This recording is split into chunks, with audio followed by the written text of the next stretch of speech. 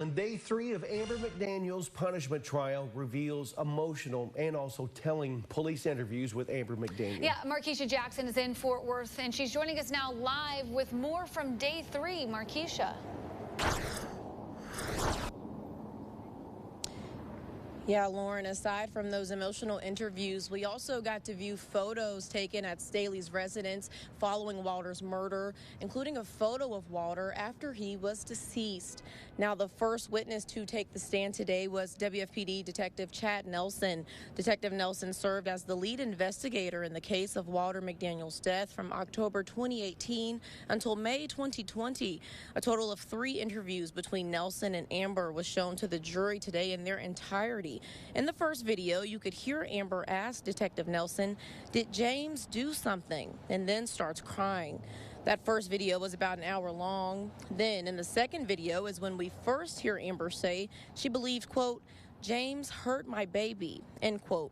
It's also important to note that Detective Nelson asked her on more than one occasion, did Staley ever say or do anything hurtful to Walter? And Amber says she can only recall about one time when that happened. Now, the text messages that were shown yesterday included several instances of Staley saying hurtful things about Walter. The final interview shown was the one done in January of 2019.